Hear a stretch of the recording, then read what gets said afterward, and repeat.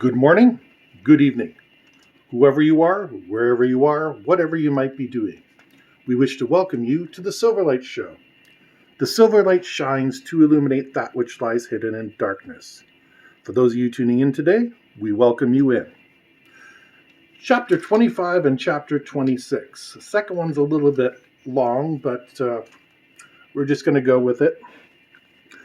So without any further ado, let's get into Chapter 25. Genesis chapter 25. Abraham took another wife, whose name was Keturah. She bore him Zimran, Joshka, Medan, Midian, Ishbak, and Shua. Joshkan begot Sheba and Dedan.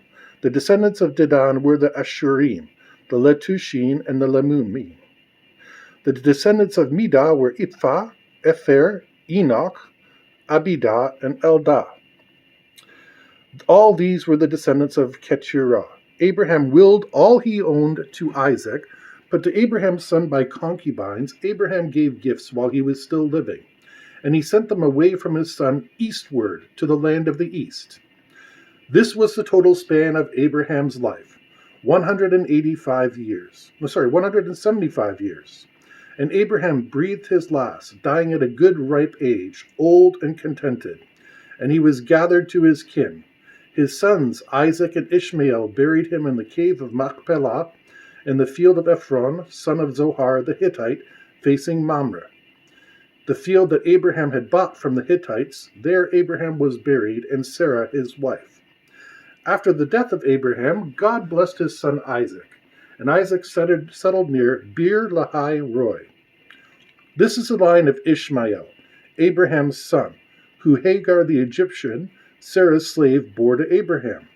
These are the names of Ishmael by their names in the order of their birth. Nebaioth, the firstborn of Ishmael, Kedar, Abdil, Mishbasham, Mishma, Edumah, Massa, Haddah, Tema, Jetur, Naphish, and Kedmah. These are the sons of Ishmael, and these are their names by the villages and their encampments, 12 chieftains of as many tribes. These were the years of the life of Ishmael, 137 years, and he breathed his last and died, and was gathered to his kin. They dwelt from Havilah by Shur, which is close to Egypt, all the way to Ashur. They camped alongside all their kinsmen. This is the story of Isaac, son of Abraham. Abraham begot Isaac. Isaac was 40 years old when he took his to wife Rebekah, daughter of Bethuel, the Aramean of Padan Aram, sister of Laban the Aramean. Isaac pleaded with the Lord on behalf of his wife because she was barren. And the Lord responded to his plea, and his wife Rebekah conceived. But the children struggled in her womb, and she said, "If so, why do I exist?" She went to inquire of the Lord, and the Lord answered her, "Two nations are in your womb. Two separate peoples shall issue from your body. One shall be mightier than the other, and the older shall serve the younger." When her time to give birth was at hand, there were twins in her womb. The first one emerged red, like a hairy mantle all over, so they named him Esau. And the brother emerged, holding on to the heel of Esau, so they named him Jacob. Isaac was 60 years old when they were born. When the boys grew up, Esau began a skillful hunter,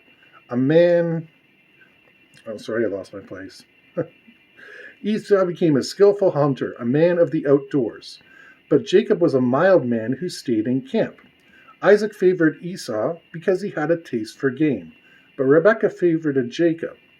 Once when Jacob was cooking a stew, Esau came in from the open, famished. And Esau said to Jacob, "Give me some of that red stuff to gulp down, for I am famished," which is why he was named Edom. Jacob said, "First sell me your birthright." And Esau said, "I am at the point of death, so of what use is my birthright to me?" But Jacob said, "Swear to me first." So he swore to him and sold his birthright to Jacob. Jacob then gave Esau bread and lentil stew.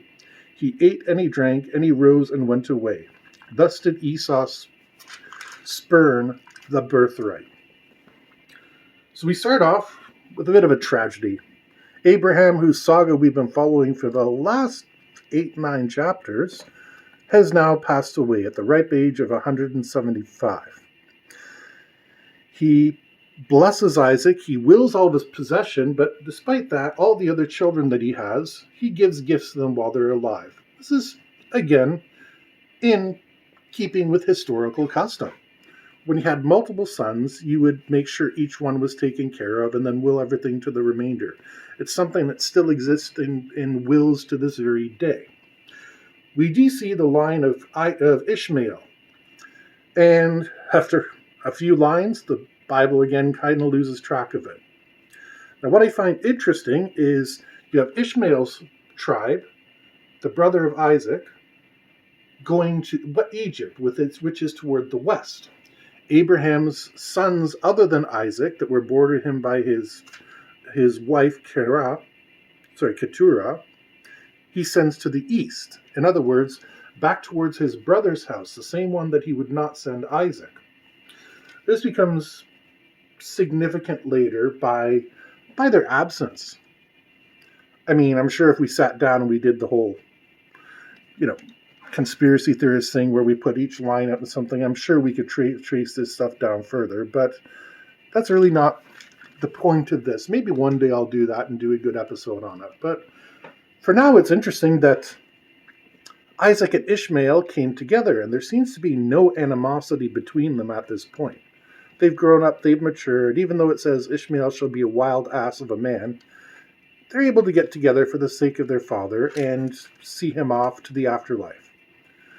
It still calls the cave of Machpelah the possession of the Hittites, but it says that Abraham bought it. That's very confusing wording to me. Like, if I buy my next door neighbor's land, then it's my land. Yes, it once belonged to my neighbor, but now it's mine. So it's weird how they keep bringing up that transaction. There has to be more significance to it, but my education only goes so far, and yeah, we're going to leave it at that. Then we see that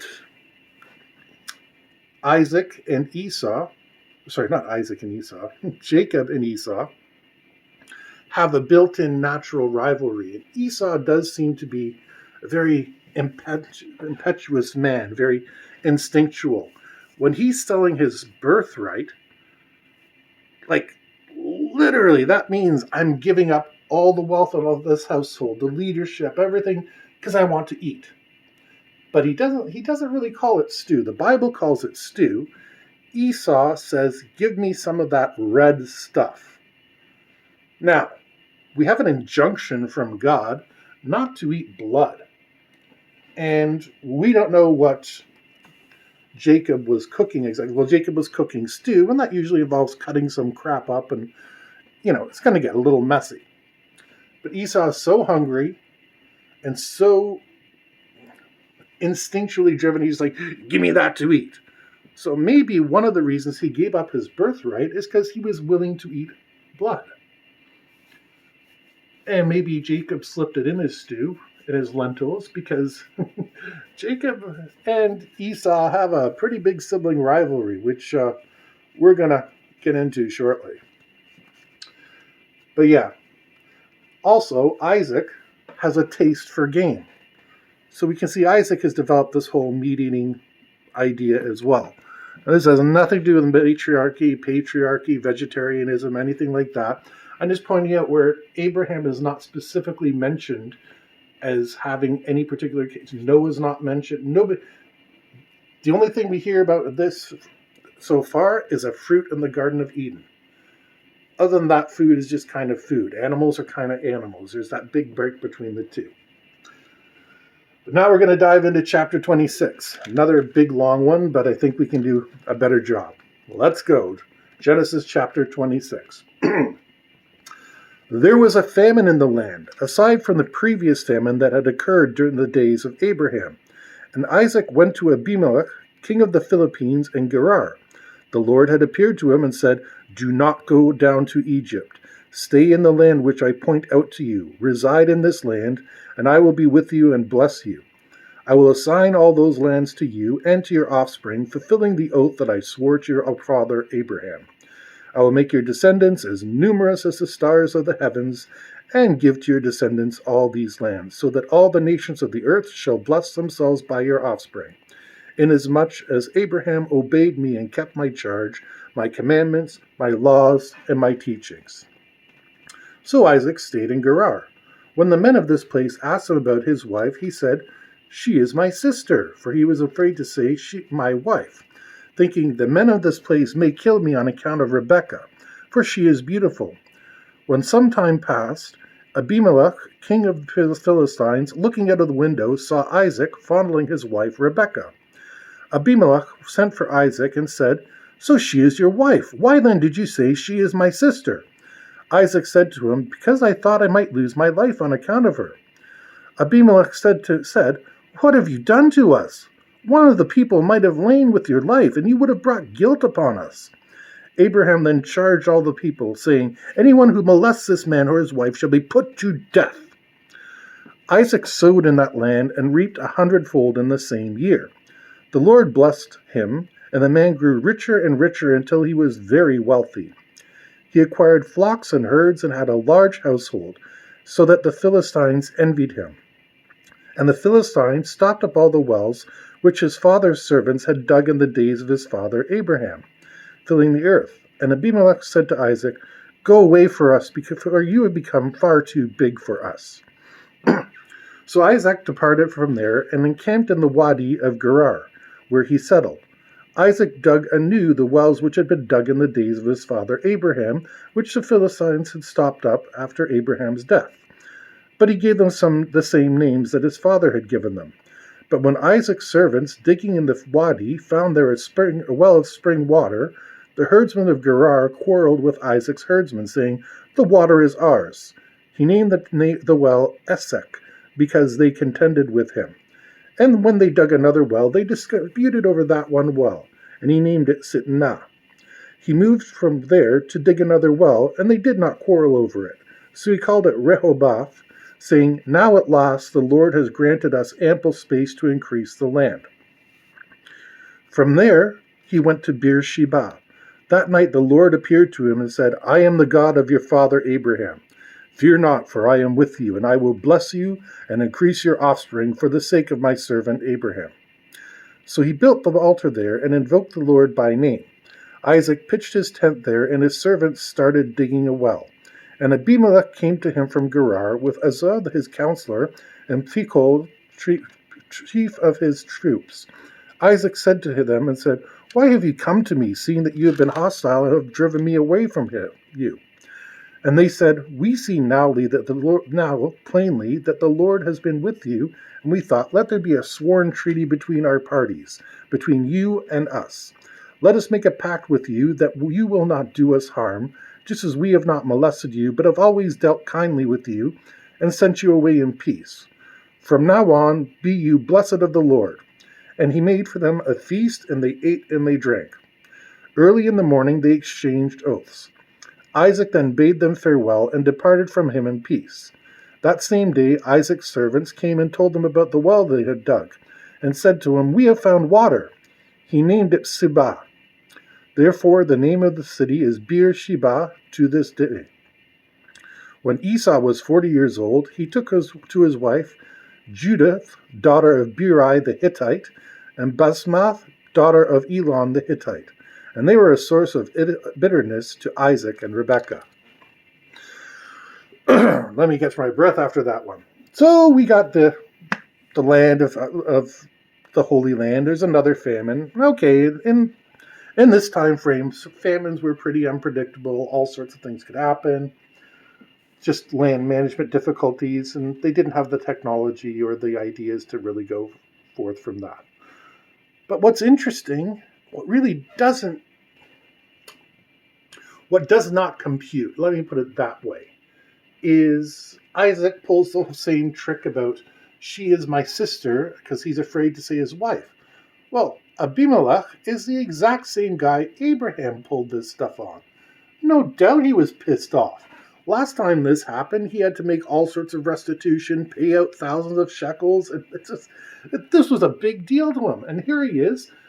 He's smart enough not to touch the family, but he's pissed off and saying, here we are, we're letting you stay, and you pull this same nonsense on us again. Get out. Can't blame Abimelech, really. It's the most human reaction that we've seen in the Bible so far.